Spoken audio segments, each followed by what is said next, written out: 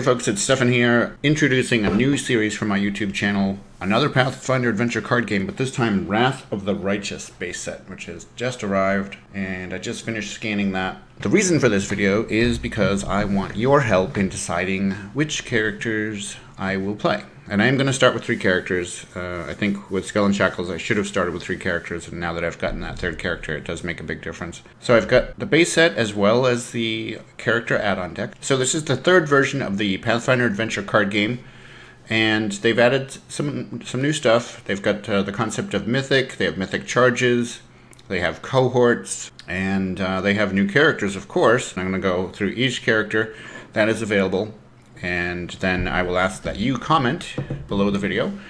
Vote for the characters that you are interested in seeing work together, and I will take all that input into account when I'm making the team. So let's get started with Elaine.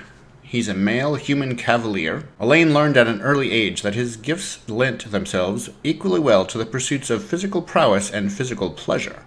Since his boring life in the settled house of a minor nobility promised no great quantity of either opportunity, the youth gathered his personal effects and styled himself a sellsword, willing to dispense death on the battlefield for the right price. Astride his trusty steed Donahane, Elaine commands soldiers and serving maids alike with cool authority. So Donahane here is one of the cohorts. He's got a strength of D10, melee strength +2, and his charisma is decent, a D8 with a diplomacy of +3. Starts off with a hand size of 4, which basically means he can't take as much damage as some characters can. Proficient with light armors, heavy armors, and weapons. His powers read, you may discard a card to add 1 plus its adventure deck number to your check to defeat a non-villain monster.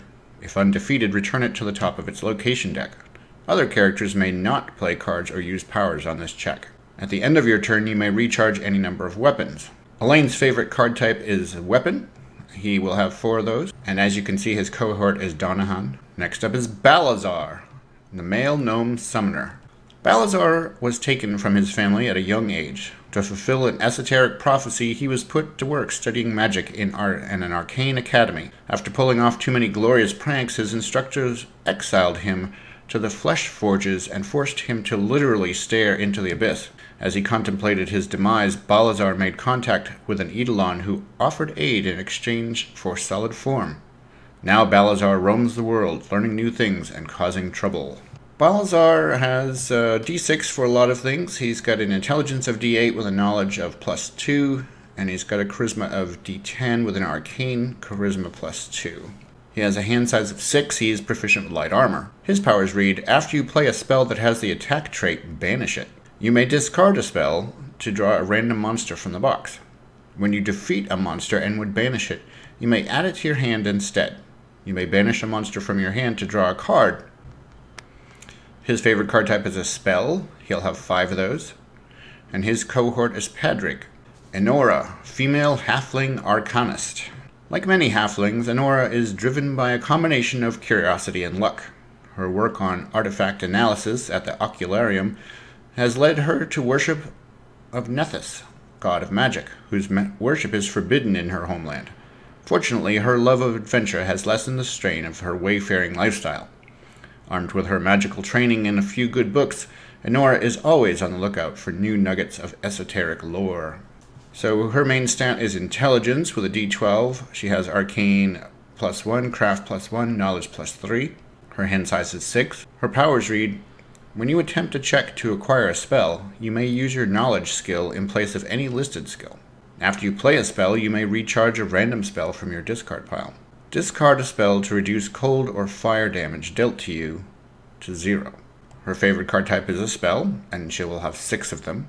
Harsk, who's making a return from the Rise of the Runelord set, is a male dwarf ranger. And incidentally, this is the character that I play in Rise of the Runelords in the campaign that I'm playing with my friends. Harsk has always been an unusual sort of dwarf, preferring open skies to the cramped underground halls, the flexibility of a crossbow to the sturdiness of an axe, and tea to ale. It keeps his senses sharp. A gruff and driven dwarf, he left his home to fulfill a vow of justice to avenge his brother's death at the hands of raiding giants. He has since learned much of the world, its lands, its beasts, and its vast array of people and places worth protecting. His primary stat is dexterity. He's got a ranged of +3, a stealth of +2. He also has a decent wisdom, a D8, perception of +1, and survival of +2. His constitution is actually his highest stat with a D10.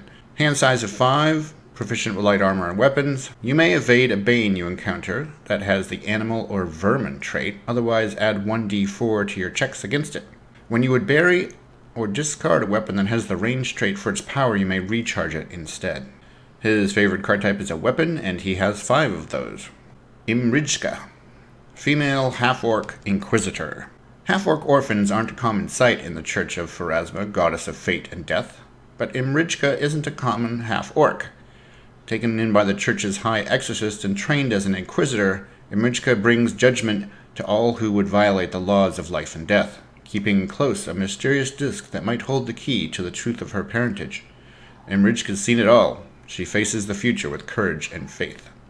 Her main stat is strength, and she has range +1. She has wisdom of D8 with knowledge +2 and divine +1. Her hand size is 5.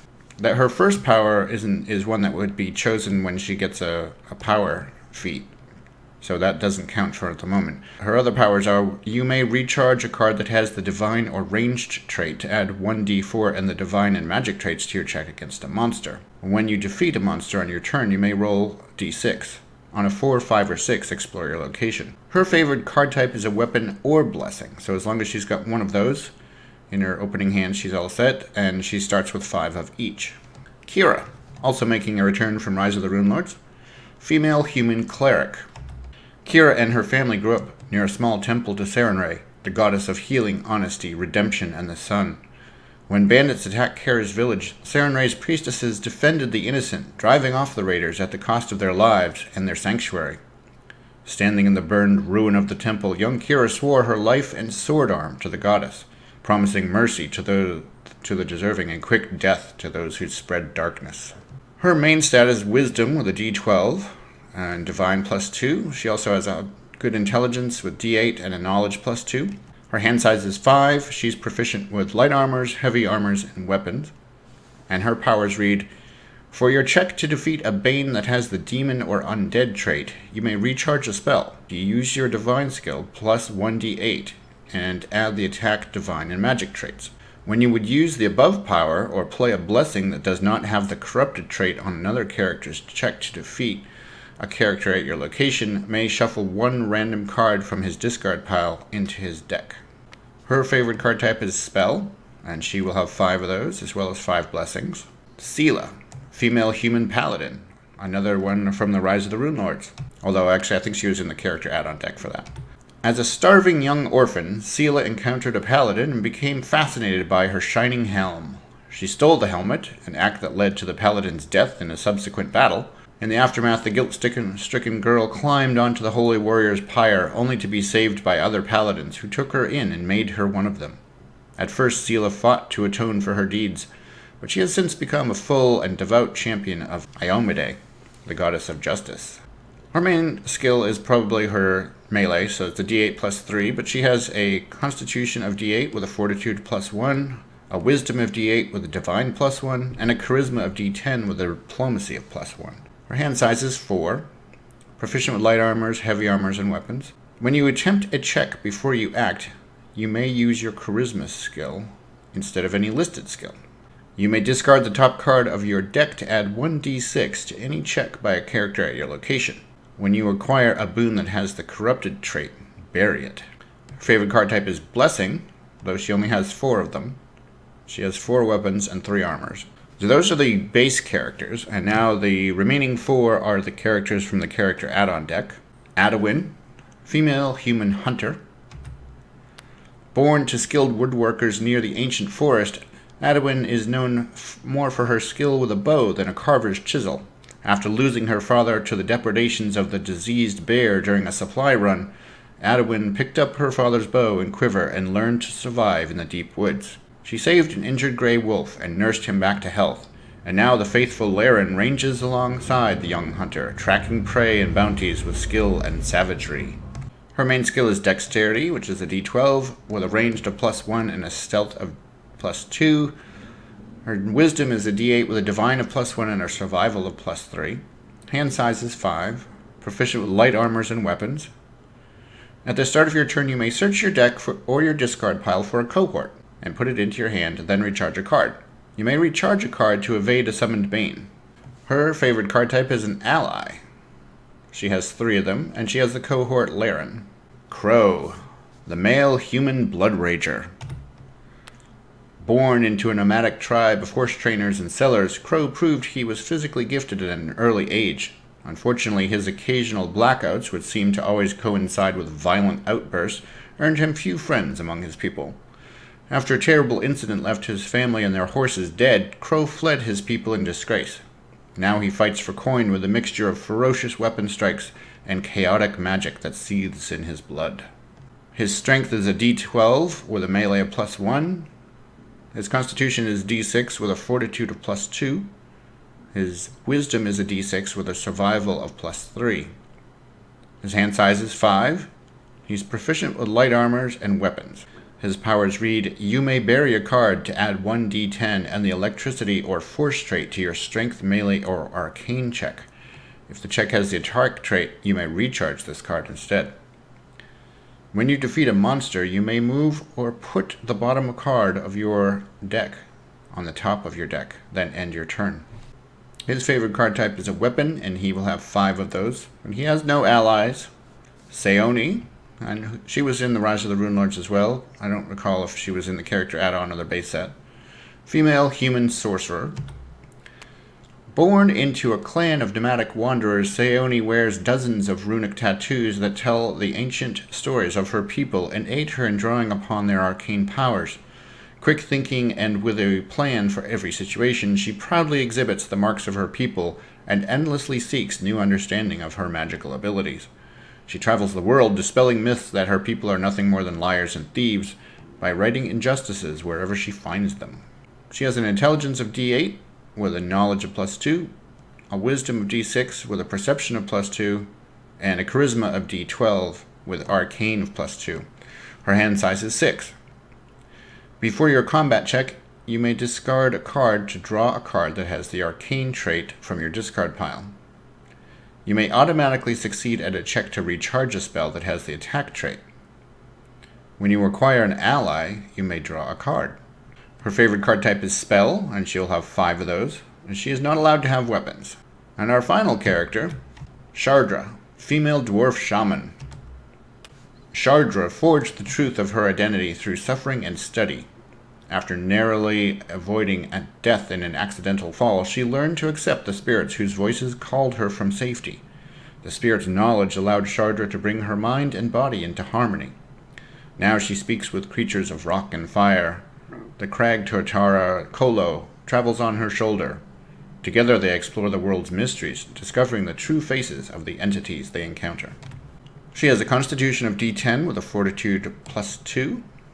She has a wisdom of D10 with a divine of +3 and a knowledge of +2. Hand size is 5. She is proficient with light armor. When a character at your location would fail a check to defeat a Bane, you may recharge a spell to allow that character to reroll the check. That character takes the new result. When you succeed at a knowledge check, you may examine the top card of your location deck. Her favorite card type is Spell. She has 5 of those. She's not allowed to have weapons, and her cohort is Kolo. So 5 of the 11 are spellcasters. They have their preferred card type as a spell. There are 4 characters with their preferred card type of a weapon. And then we have 2 characters who have a favorite card type of blessing. And 1 character with a favorite card type of ally. So I welcome your feedback about the characters that you would like to see played during this series. I do need to select 3 of them. And just leave a comment below the video about the characters that you would like to see. And I will gather up the votes and see which one comes out on top. If I don't have enough votes to make a clear winner, then I'll choose which characters are going to be in there myself. But I'd love to hear your feedback and suggestions before I do that. My plan for this series is to post them on Wednesday evenings, so that it'll be offset from the Skull and Shackles series that I'm posting on Sunday morning. So thanks for watching. Please remember to comment on the characters that you'd like to see played in this series, and I will talk to you next time.